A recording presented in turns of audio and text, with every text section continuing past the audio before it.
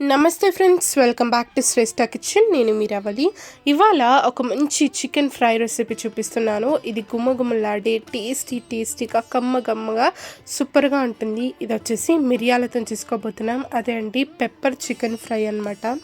ఇది ఒక్కొక్క ముక్క తింటూ ఉంటే వేడి అన్నంలో లేదా పులావ్లో కలుపుకొని తింటూ ఉంటే అసలు ఎంత బాగుంటుందో. స్పైసీగా మిరియాల ఘాటుతోని అదిరిపోతుంది. సో ఈ పెప్పర్ చికెన్ ఎలా చేసుకోవాలి నేను ఇక్కడ సింపుల్గా చూపిస్తున్నాను చూడండి.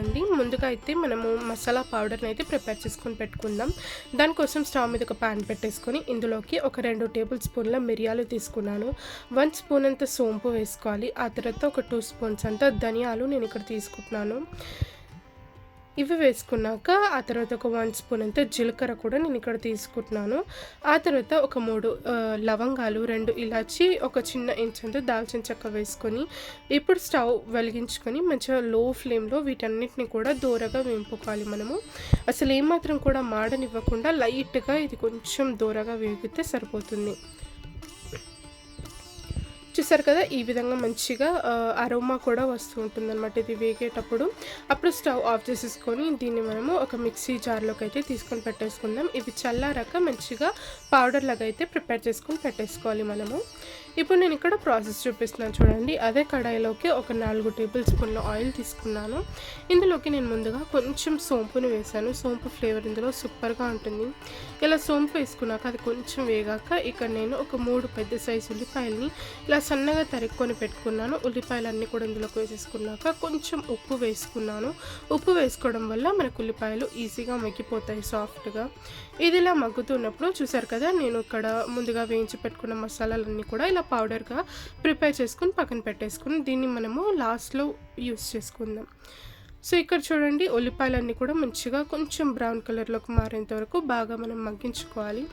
చూసారు కదా, ఇలా కొంచెం మంచిగా మగ్గాక ఇందులోకి మనము ఒక 1/2 టీ స్పూన్ అంతా పసుపు వేసుకుందాము. ఆ తర్వాత నేను ఇక్కడ ఒక 1.5 స్పూన్ అంతా అల్లం వెల్లుల్లి పేస్ట్ వేస్తున్నాను. ఇలా అల్లం వెల్లుల్లి పేస్ట్ వేసాక ఈ పసుపు అల్లం వెల్లుల్లి పేస్ట్ అంతా కూడా ఈ ఉల్లిపాయల్లో ఒకసారి బాగా కలిపేసుకుందాము. ఇలా ఇదంతా కూడా బాగా కలుపుకున్నాక నేను ఇక్కడ కడిగి పెట్టుకున్న చికెన్ అంతా కూడా ఇక్కడ వేసుకుంటున్నాను. నేను ఇక్కడ 1 కేజీ చికెన్ తీసుకున్నాను. మీరు తీసుకునే చికెన్ క్వాంటిటీని బట్టి మసాలాలు కానీ ఉల్లిపాయలు కానీ అన్నీ కూడా క్వాంటిటీస్ చూసుకొని వేసుకోవాల్సి ఉంటుంది. ఇలా ఈ చికెన్ అంతా కూడా వేసుకున్నాక ఒకసారి మిశ్రమంలో అంతా కూడా కలిసిపోయేలాగా ఒకసారి బాగా కలిపేసుకుందాము.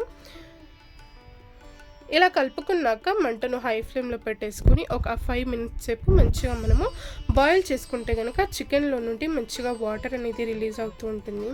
ఇది మనం ఫ్రై లాగా చేసుకుంటున్నాం కాబట్టి ఏమాత్రం కూడా వాటర్ యాడ్ చేయకుండా చికెన్లో నుంచి వచ్చే వాటర్తోనే మంచిగా మనము చికెన్ని మగ్గించుకోవాల్సి ఉంటుంది.